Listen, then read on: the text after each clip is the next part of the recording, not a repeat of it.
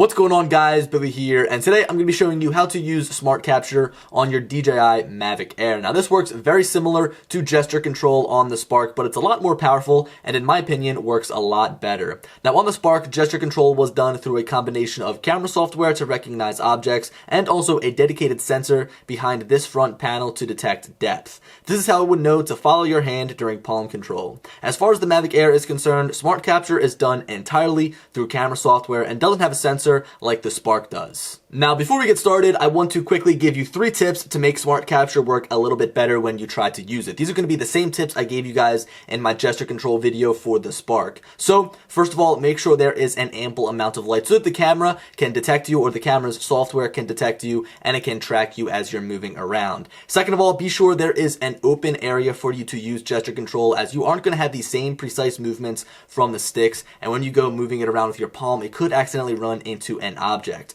Third of all, be sure to keep an eye on that battery life, as you most likely won't have the controller in hand being able to monitor the battery life as it goes down. And make sure to use a fresh battery every single time that's fully charged so you get the most out of your time when flying with SmartCapture.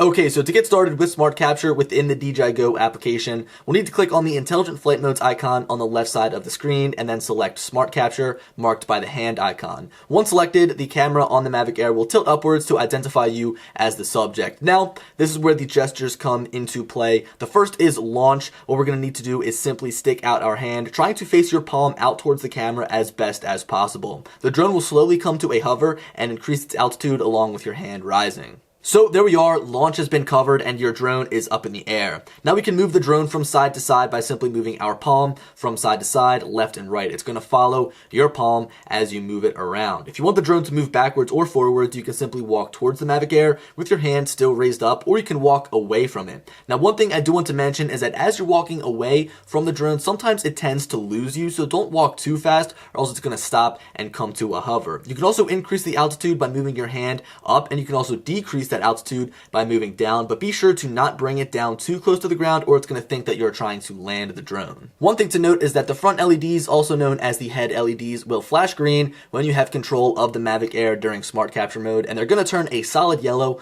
when the drone loses you. It's basically going to sit there in a hover, and all throughout SmartCapture, you want to be paying attention to these front LEDs as they give you information about the drone you would otherwise receive from your remote controller, and during SmartCapture mode, you probably won't have your controller on you. The next gesture is push and pull. Simply move your arms away from each other with your palms facing the drone to have it fly away from you, and then when you want to return to you, bring your arms and palms back together. The drone will fly in between 2 meters and 6 meters away. Converted, this is 6.5 feet and 19.5 feet, so you can get some pretty decent range, and even from all the way out at its furthest range, you can still control the Mavic Air with your palm. This has definitely been improved since the gesture controls on the Spark. I remember always trying to send the drone away from me by waving my hand in the air, and it would never work. Maybe I shouldn't say that it didn't work, but it definitely didn't work as well as push and pull works on the Mavic Air. Now, if you want the Mavic Air to follow you during SmartCapture as you walk around, simply put your hands down. The LEDs will flash green again, and as you move around, the drone will too. This is where SmartCapture really shines, because you don't need the remote to initiate active track or really control the drone at all. The default active track mode in SmartCapture is trace, but this can be changed from the remote if you wish. Now, if you're going to be shooting with multiple people in your frame and you want to give someone else control of the Mavic Air, it's very simple. All you need to do is lower your hand and have that other person raise theirs. So in this clip right here with my mom, you notice that the Mavic Air is locked onto me. As I lower my hand and the other subject raises theirs, they gain control. Now they have free reign to use SmartCapture as they wish and all of its gestures. Now, I did have some trouble in the beginning as the Mavic thought that it should have been following me using active track instead of switching to a different subject, and I figured I'd just let you guys know, as sometimes the drone may mess up a little bit in SmartCapture, it's not perfect.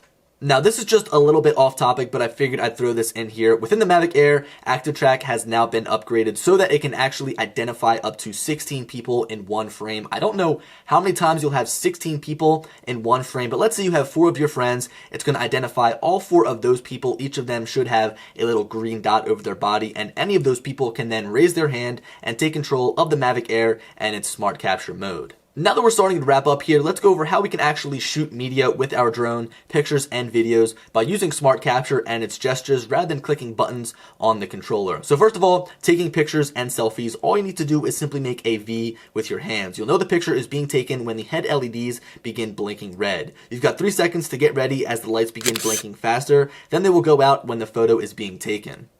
I found that this method of taking pictures is very efficient. In some of the earlier drones, like the Mavic Pro, the Phantom 4 Pro, as well as the Spark, you could actually take pictures by making a frame with your hands, and it seemed to not work every single time. But I swear, as soon as I get my hand like up to here with the V, it recognizes it right away and takes the picture. It really is awesome. On the other hand, if you instead want to take a video and have the drone follow you around as you're doing something, simply hold up that frame or a box with your hands. You'll know the video has started when the head LEDs go out entirely. Now, when you're done with the video and you want to stop, make the same exact frame and the headlights will illuminate again and end the recording. Once you're all finished with SmartCapture, bring your hand down to your waist with your palm facing the camera as best you can to land the Mavic Air. It's going to hover for a second to be sure you want to land, and then it will decrease the altitude and totally shut off the motors. So guys, there we have it. That is my full tutorial on SmartCapture mode. It's going to be everything that you need to know to get started. Now, this definitely has been improved upon since gesture control from the Spark, and I actually like some of the gestures even more now within the Mavic Air. Like the push and pull works a lot better than waving your hand, etc. Anyway, hope you guys enjoyed the video, and as always, I'll talk to you later. Peace.